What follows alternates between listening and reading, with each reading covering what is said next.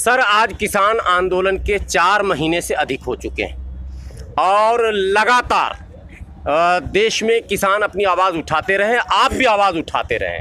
सरकार ने इस पर अभी तक कोई तवज्जो नहीं दिया, बल्कि अब 5 राज्यों के चुनाव में सरकार ने पूरी ताकत झोंक रखी है।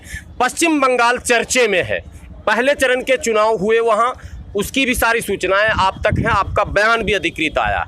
क्या लगता है आपको, सरकार चुनाव पर तो ध्यान दे रही है, लेकिन ये किसान जो लाखों की तादाद में सीमाओं पर हैं, इस पर क्यों नहीं ध्यान दे रही है? देखिए, मोदी सरकार के लिए कभी भी किसान या मजदूर या इस देश का गरीब या बेरोजगार या इस देश का कोई भी इंसान कभी मायने नहीं रखता था।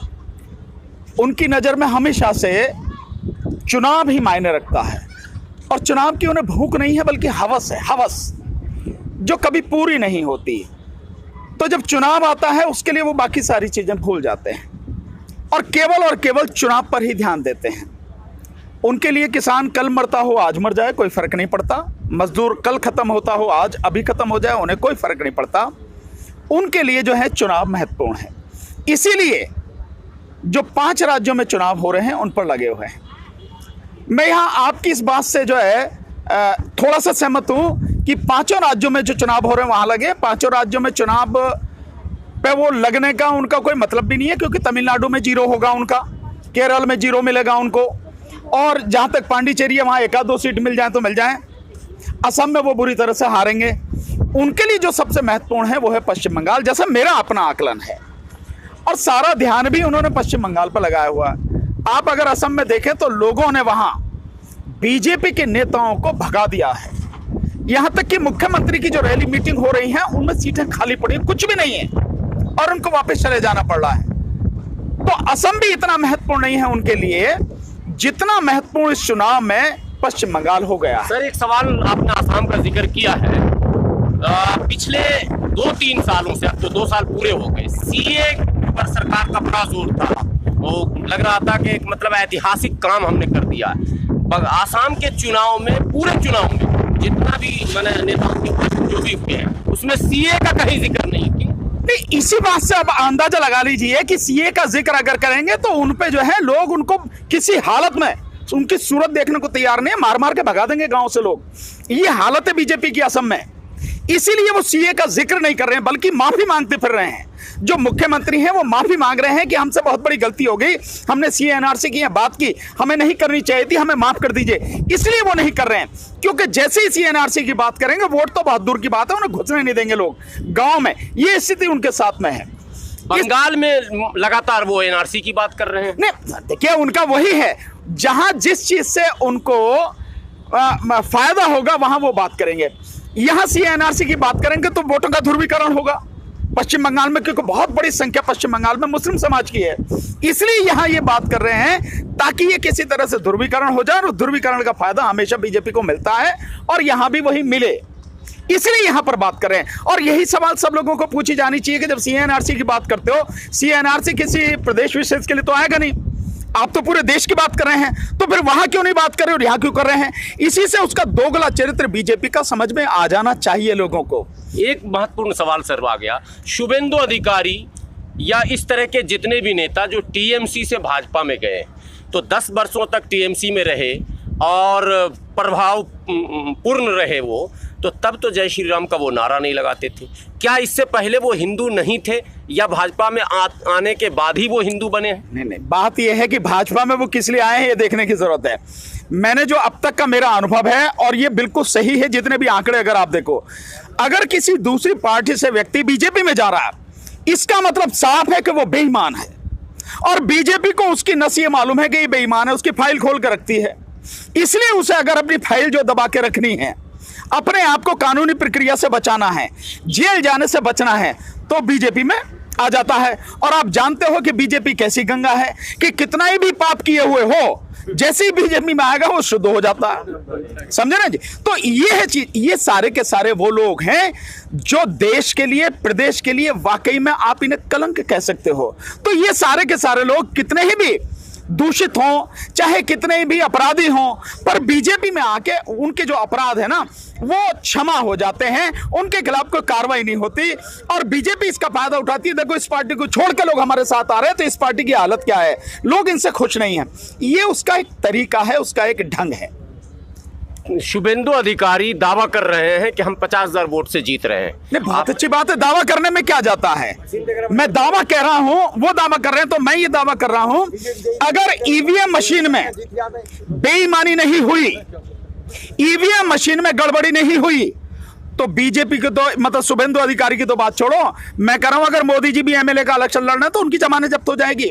अगर ईवीएम से चुनाव नहीं होगा तो, ईवीएम में गड़बड़ी नहीं होगी तो। लेकिन जिस तरह की पहले चरण के मतदान के बाद में न्यूज आ रही हैं और उसमें बताया जा रहा है कि बटन दबाया जाता है टीएमसी को वोट देने के लिए और वीवीपैट पे आ रहा है बीजेपी, इसका मतलब गड़बड़ी है। तो और इसके लिए जो टीएमसी इलेक्शन कमीशन में भी गई है, जाके वहां शिकायत करने गई है। पर मेरा कहना यह है कि आप वहां जा रहे हो शिकायत करने, आप सड़क पे क्यों नहीं आते हो? अभी तो 7 फेज का चुनाव बाकी है। पहले ही ये जो सारी चीजें हैं, पहले ही ममता जी को चुनाव होने से पहले सड़क पे आना था और घोषणा करनी थी, मैं अपने प्रदेश में ईवीएम से चुनाव नहीं होने दूंगी। अगर ईवीएम से चुनाव होगा तो मैं इलेक्शन कमीशन को घुसने नहीं दूंगी और फिर भी अगर घुसोगे तो ईवीएम मशीन तोड़ दी जाएगी। उन्होंने कहा नहीं और अब मशीनों में गड़बड़ी सामने आ रही है तो अब इस बात को उठा रहे हो। और अगर अब उठा रहे हो तो कम से कम अब भी इतना कर लो, 7 चरण का जो मतदान होना है होने ही मत दो उसको, सड़क पे आओ और सड़क पे आकर कहो कि ईवीएम से नहीं होने देंगे, बैलेट पेपर से चुनाव कैंसिल होता है, होने दो। एक तरफ जहां ईवीएम का पूरे देश में विरोध हो रहा है, उस विरोध करने वालों में कई चेहरे हैं, एक आप भी प्रमुख चेहरों में हैं। बिहार में पंचायत चुनाव में अब ईवीएम का इस्तेमाल होने की बात हो रही है। सीधी बात है कि बेईमानी इतनी चढ़ गई है नेताओं के दिमाग में कि किसी भी स्तर पर सत्ता उनके हाथ में रहनी चाहिए, चाहे प्रधानी का इलेक्शन हो, चाहे बीडीसी का हो, चाहे जिला पंचायत का हो, चाहे नगर पालिका हो, एमएलए एमपी किसी का भी हो। ये लोगों को सोचना है और ये उन नेताओं को भी सोचना है जो इस ईवीएम से जिनका जीवन बर्बाद हो रहा है, ये उनको भी सोचना है। पर अगर वो नहीं सोचते हैं, अगर वो विरोध नहीं करते हैं और जनता भी घरों में ही बैठी रहती है, क्योंकि जनता भी बड़ी मजेदार है इस देश की जनता। मैंने ऐसी मजेदार जनता किसी देश में नहीं देखी जब उन्हें मालूम है कि ईवीएम से गड़बड़ी होती है। हम भी लगातार बता रहे हैं और भी लोग बता रहे हैं, सड़क पर निकलने को तैयार नहीं है। आप ईवीएम के विषय में बात कीजिए, आपकी वीडियो बहुत बढ़िया देखेगी, कमेंट बहुत बढ़िया करेगी, फेसबुक पे लाइक करेगी, आपको ट्विटर पे लाइक करेगी, कमेंट भी देगी। लेकिन जब उससे कहा कि भैया यहाँ जब प्रदर्शन करने ईवीएम के खिलाफ, तो घर में से निकल के नहीं आते, तब क्या करोगे आप? और अगर आप घर में बैठे रहोगे तो ईवीएम खत्म नहीं होगी, क्योंकि ईवीएम कैसे खत्म होगी इसको समझ लेना चाहिए। ईवीएम को या तो करे सुप्रीम कोर्ट खत्म, सुप्रीम कोर्ट सुनने को तैयार नहीं है ईवीएम के विषय में, या देश की संसद जो है संशोधन करके जो पीपल्स रिप्रेजेंटेशन एक्ट है, जन प्रतिनिधित्व कानून 1961 जो है, उसमें संशोधन करके संसद जो है देश की वो ईवीएम को खत्म करे। और वो जब करेगी जब उसे पता लगेगी कि भैया अब इसके अलावा कोई चारा नहीं है। जैसे किसान आंदोलन ने इस सरकार के सामने वो परिस्थिति खड़ी कर दी है कि जब तक ये कानून वापस नहीं होंगे किसान घर जाने वाला नहीं है। इसी तरह से ईवीएम को खत्म कराने वाले जो लोग हैं उनको भी यही सोचना चाहिए कि भैया 5 मोर्चे किसानों ने घेर रखे हैं, दिल्ली के बकाया जो बचे मोर्चे हैं उनको भी घेरो, सारे के सारे ईवीएम वाले आके घेरो, चाहे निजीकरण वाले आके घेरो, सब घेरो इसको। और सरकार पे इतना दबाव पड़ना चाहिए ताकि ये वापस हो। जब तक ये वापस नहीं होगी तब तक सत्ता आपके हाथ में नहीं आएगी, और सत्ता आपके हाथ में नहीं आएगी तो बीजेपी सत्ता में बनी रहेगी, और बीजेपी सत्ता में बनी रहेगी ये समस्या जो कि त्यों रहेंगी, देश बर्बादी की तरफ बढ़ता रहेगा। इसका आखिर समाधान कैसे होगा सर? समाधान बहुत सीधा है, जन आंदोलन की तरफ ये किसान आंदोलन बढ़ गया है। इसी आंदोलन में ईवीएम को भी शामिल किया जाए, इसी आंदोलन में मजदूरों का मुद्दा भी शामिल किया जाए, क्योंकि इस देश में इस कोरोना काल में जब देश को बंद रखा था तो किसान कानूनों से पहले श्रम कानूनों को खत्म किया इस सरकार ने। और किसान और मजदूर दोनों एक है, हमारे यहाँ नारे भी लगते हैं, तो किसानों के साथ मजदूरों की बात भी रखी जाए कि श्रम कानून भी वापस लिए जाएं, जो नए श्रम कानून सरकार ने बनाए हैं, और साथ में ईवीएम को जोड़ के पूरे देश को इस आंदोलन में जोड़ा जाए, और सारे लोग मिलकर इस आंदोलन को जो जन आंदोलन की तरफ बढ़ गया है पूरी तरह से जबरदस्त जन आंदोलन बनाए और इस सरकार को उखाड़ के फेंके। इस पे इतना प्रेशर होना चाहिए कि ये सरकार इन बातों को मानने के अलावा कोई चारा ना रहे, तभी ये संशोधन होगा, अन्यथा नहीं होगा। अगर 5 राज्य के चुनाव परिणाम भारतीय जनता पार्टी के हित में अगर आ गए तो क्या होगा? 5 राज्यों के चुनाव सरवर साहब नहीं आ सकते, मैं आपको बता रहा हूं। 4 राज्यों के तो आने वाले नहीं हैं, एक तमिलनाडु, एक केरल, एक पांडिचेरी और दूसरा जो है आपका असम।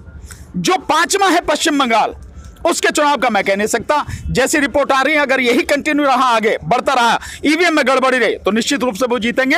और इसी को जीतने की पूरी ताकत उन्होंने लगा रखी है, क्योंकि पश्चिम बंगाल का चुनाव जीतने के बाद मोदी सरकार ये दिखाना चाहेगी कि देखिए ये जो किसान आंदोलन कर रहे हैं ना दिल्ली के चारों तरफ जो बैठे हैं, ये थोड़े से मुट्ठी भर लोग हैं पंजाब के और यहाँ